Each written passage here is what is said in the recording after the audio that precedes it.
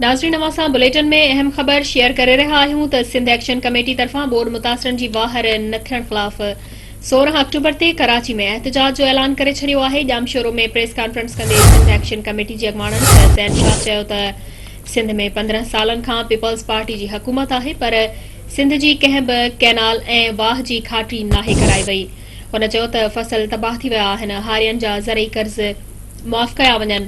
सिंध में ॿोॾ ऐं बरसातनि खां पोइ माण्हू बीमारियुनि विघे मरी रहिया आहिनि। ज़ैन शाह जो चवणु आहे त पाणी जे कुदरती लंघनि तां कब्ज़ा ख़त्म कराए हथरादू ॾिनल कटनि जी सुप्रीम कोर्ट जी निगरानी में जांच कराई वञे। अयाज़ लतीफ़ पलीजो जो चवणु आहे त ही कुदरती ॿोॾ न हुई, सिंध खे हथ सां ॿोड़ियो वियो आहे।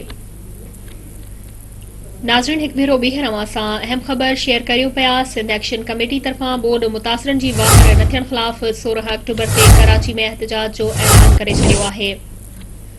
जामशोरो में प्रेस कॉन्फ्रेंस कंदे सिंध एक्शन कमेटी जे अॻवाननि सैयद ज़ैन शाह चयो आहे त सिंध में 15 सालनि खां पीपल्स पार्टी जी हुकूमत आहे, पर सिंध जी कंहिं बि कैनाल ऐं वाह जी खाटी नाहे कराई वई।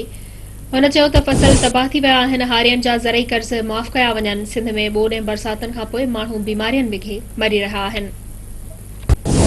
ज़ैन शाह जो चवणु आहे त पाणी जे कुदरती लंघनि तां कब्ज़ा ख़त्म कराए हथरादू ॾिनल कटनि जी सुप्रीम कोर्ट जी निगरानी में जांच कराई वञे।